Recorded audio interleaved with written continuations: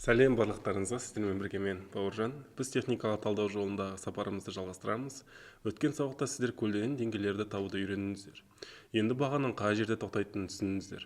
Бірақ нарық сирек бір орында тұрады. Көбіне ол белгілі бір бағытта қозғалады. Не жоғарғы бағытта, не төмен бағытта. Міне дәл осы жерде биржаның ең және көне сенімді ережесі іске қосылады. Тренд. Тренд бәріміз білетіндей ол біздің жақын досымыз.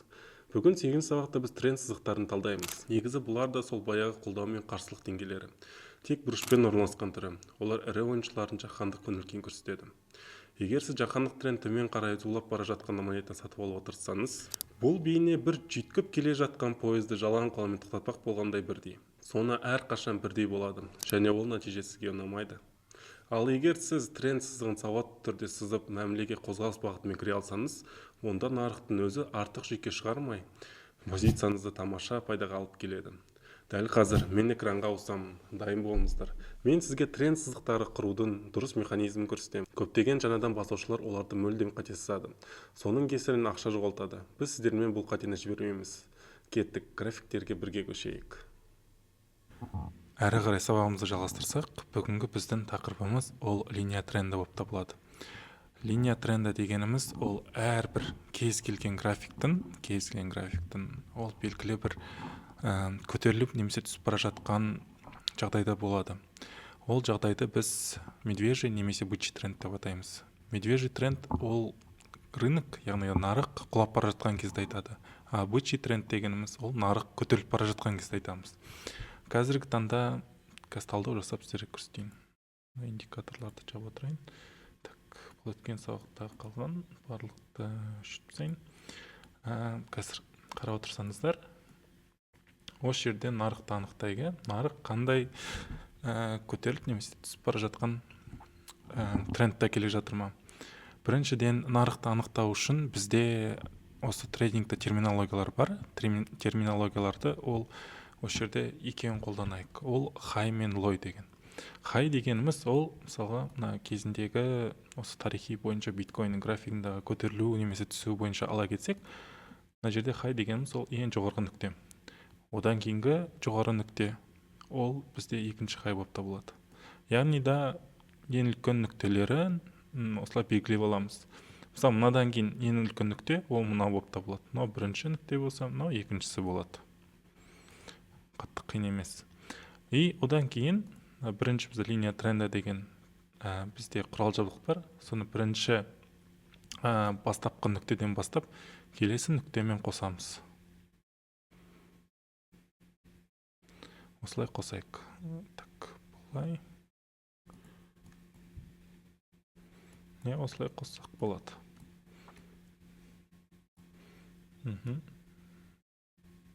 Осылай тарихи фитильдармен алсақ, көлеңкелермен алсақ, осылай бізде график болады.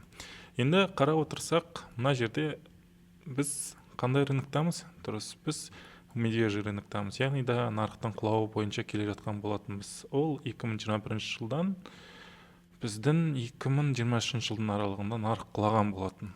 Биткойнның графигі осы аралықта құлаған еді. Енді екіншісі белгілейтін ол қазір осы жерде көріп отырғанымызда бұл трендті біз анықтадық. Осы аралықта құлады. Және де біз осы жерден қалай пайда көре аламыз? Рынок құлап жатыр. Қандай позиция қалай кіреді екенімізді. Одан кейін екіншісі ол бізде анықтайтын. Екіншісі ол бізде анықтайтын.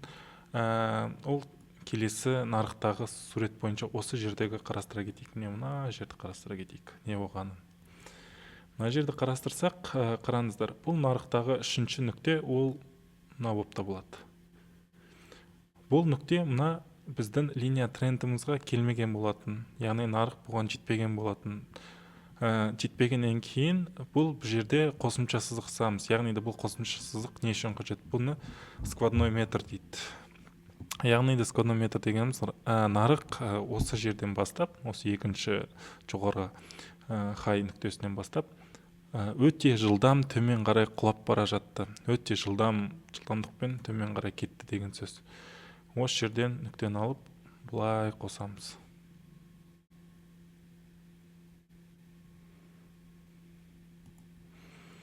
Бұлай қосқаннан кейін бұл бізде үшінші нүкте болады. Бұны біз не үшін бұлай істедік, не үшін Бұлай жасадық, қазір сіздерге логикалық түрде түсіндіріп кетейін. Үшіміз дұрыс болмады. Так, бұлай. Мына бізде үшінші нүкте. Қараңыздар, мына жерде белгілі бір адам нарықтағы өзінің жинаған немесе кезіндегі майнинг жасаған немесе сатып алған биткоиндарын сатқан болатын. Сосын ол сату барысында төмен қарай түсіп, мына жерде ликвидность жинады. Жинап болғасын қайтадан түсті. Мына жерде кішкене ликвидность жинады, соң қайтадан түсті де қайтадан мына жерде жинады. Енді мына жерде мына жағдай. Мына жерде ол үлкен объемдағы биткоин сатқаннан кейін, ол нарық тез арада өзінің нарықтағы бағасын жоғалтты. Яғни да ол мына жерден примерно мына жерге дейін ол қараңыз 81 күннің ішінде 63% өзінің бағасынан төмен қарай түскен болатын. Яғни да ол мына жерде примерно 47 мың бағадан өздеріңіз ойлаңыздаршы, ол 17 мың баға дейін түскен болатын. Сосын ары қарай не істеді? Ары қарай осы жердегі төмен түскен бағамен адамдар алды да үлкен бағамен сатып алды. Үлкен бағамен деп тиімді бағамен сатып алды, соны ары қарай көтеріле бастады. Көтеріле бастағаннан кейін ол мына біздің екінші сквозной метрдағы линия трендімізға тиді. Тигеннен кейін ол ары қарай төмен қарай түсті. Себебі неде? Мысалы, мына жерде көріп отырсаңыз, мына жерде тағы бір тиісіп болған, одан аспаған. Тигенде ол қайтадан түскен болатын, астыға қарай түскен. И мына жерде пробитие болмақшы болған, бірақ пробитие болмаған.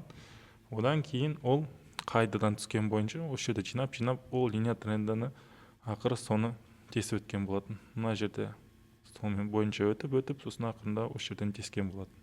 Қараңыздар, мына жерде көбінесе мынандай заңдылық бар. Егер де мына жерде ол екінші біздің линия трендімізді тесіп өтсе, көптеген нарықтарда осылай сызып көрсеңіздер болады, бұндай жағдай қайталанады. Мынаны тесіп өтсе, ол міндетті түрде мына линия трендіға ұмтылады. 90% жағдайда ұмтылатын болады, егер ол бұны тесіп өтетін болса. Ұмтылу мақсатында ол оны тесіп өту мақсатпен ол бірден ұмтылмайды, мүмкін бірден тесіп өту мүмкін, бірақ та ол оған міндетті түрде тиеді.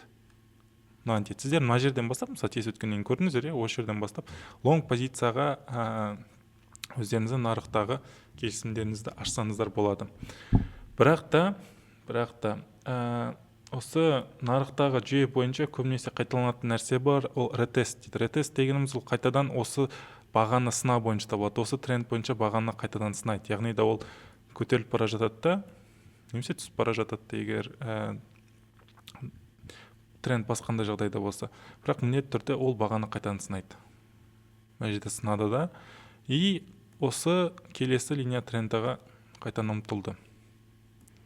Көріп отырсыздар, ұмтылды, и осы линия тренданы ол тесіп өткеннен кейін сіздер тағы да жәнегіде айта кеткендей, оны лонг позицияға ашсаңыздар болады. Мына жер тесіп өтті ғой, бізде лонг позиция мынаған дейін.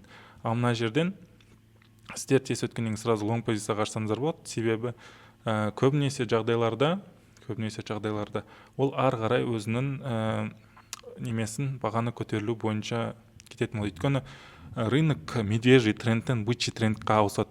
Локальный құлап бара жатқан трендті ол бұзып, ары қарай жоғары қарай көтерілу трендіға өтетін жағдай болады осы жерде. Бірақ та міндетті түрде бірақ осындай трендпен сызып ол кіру менің ойымша дұрыс емес болып табылады. Қосымша тағы да индикаторлар болсын, аналитика болсын.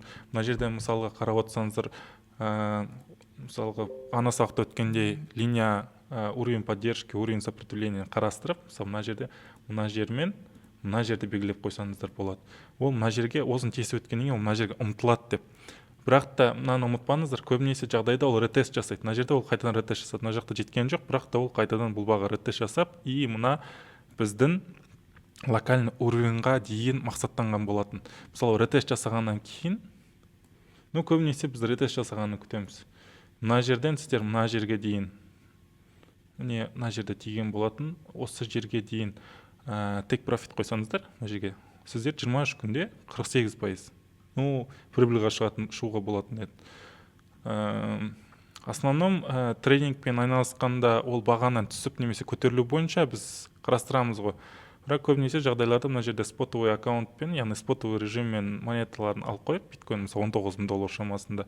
И кейін ол көтерілген кезде сіздер мысалға сатсаңыздар болады $29,000. Ну, мен сіздерге ол пример инвестиция түрін айтып отырмын. Ал мына жағдайда біз осы жерде сатып алып, мына жердегі бізде take profitқа осы жерге қоямыз. Осы жерге қою барысында біз жәнегідей көрсетіп отырғандай белгілі бір шамадағы прибыльға жетеміз. Сосын қараңыздар, бағанағы өткен, ана жолғы өткен сабақтар бойынша мынау линияға келді, бірінші ол тесіп өте алмады, қайтадан түсті. Сосын қайтадан келді, мына жерде тесіп өте алмады, қайтадан түсті. 2 деп алсақ. 2, 3-те мына жерде бар, мына 1-ді 2 деп алайық. Өйткені мынаның арасына тұрды, қайтадан түсті. Мына жерде локальный уровень бар деген сөз. Міне көріп отырсаңыздай, міне мына жерде. Мына жерге баға тиген, кетпеген, мына жерде тиген, кетпеген қараңыздар. Сосын мына жерде ол көтеріліп, оны тесіп өткеннен кейін бұл мына жерде астынан төмен қарай көтерілгенде ол линия сопротивление болған. Енді ол линия поддержкаға айналды. Көріп отырсыздар, не қараңыздар. Ол мына жерде оны тесіп өте алмады. Мына жерде тесіп өте алмады. Сосын ары қарай жоғары қарай кеткен болатын. Мақсат неде? Ол ары қарай өзінің бағасын жалғастырды жоғары қарай. Видео тым ұзақ болып кету үшін біздің основной мақсат линия трендін өзгерттік. Өзгерткеннен кейін ол екіншісі біз ол линия тренда медвежий рыноктан бычий трендқа ауысқаннан кейін біз лойларды қараймыз. Лой дегеніміз ол рыноктағы ең төменгі нүкте болып табылады. Ең төменгі нүктені анықтау үшін біз ең астыңғы нүктені аламыз. Мынаны аламыз, сосын мынаны алайық. Осыны алу барысында біз осы жерден линия трендін сататын боламыз. Так, значит, линия тренданы бұлай сызып кетейік. Примерно, так, мен осылай.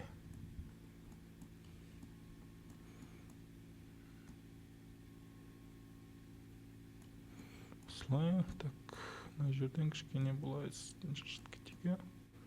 Ну, осы жерде осылай болады. Қазір тип тұрған жоқ, примерно бұлай тигізіп алайық. Міне осылай алған болатын. Енді қараңыз, мына жерде мынандай жағдай болды. Бұл линия тренді. Мына жерден ең соңғы лой 1. Қазір. Мына жерде лой 2. И қараңыз, мына жерде ол ложный пробой болған. Ложный пробой дегеніміз, яғни бұл немелерді түсіндіреміз. Өткен алдыңғы сабақтарда маркетмейкердің основной жұмысы болады. Ол осы жерде өзіне тиімді ордерларды көреді и рынокты астыға қарай апарады. Астыға қарай апару барысында ол өзіне тиімді ордерларды сатып алып, немесе де сатып, рынокты манипуляция жасайды. Нарықтағы манипуляция дейді олар. Новости болуы мүмкін, немесе басқандай жағдай болуы мүмкін. И мына лой қайтадан шыққаннан кейін, мына жерде көріп отырсыңдар, мына жерде тиген, мына жерлерде тиген. Бірақ та біз ең соңғы лойды аламыз, себебі осы жерде ол ең соңғы төменгі нүктесі болып табылады. Сондықтан да осыны алу барысында міне былай аламыз. И ол былай көтерілу барысында рынок, қараңыздар, 2022 жылдан қазір біздің 2025 жылға дейін, мына нүктені алсақ, примерно 2025 ноябрьне дейін бізде ол бычий трендте болған. Яғни ол жоғары көтеріліп бара жатқан трендте болған. И осы жерден ол құлап и астыға қарай құлаған болатын. Мына жерде, табыс көзін табу, мына жерде ретесттер арқылы және де сквадной метр немесін трендін бұзу арқылы ретест жасап, келесі линия трендіға ұмтылуын көрген болатынбыз. Мына жерде қараңыздар, сондай ситуация, тренд құлап отыр. Яғни да қазір биткоин бастапқы нүктеден былай алатын болсақ.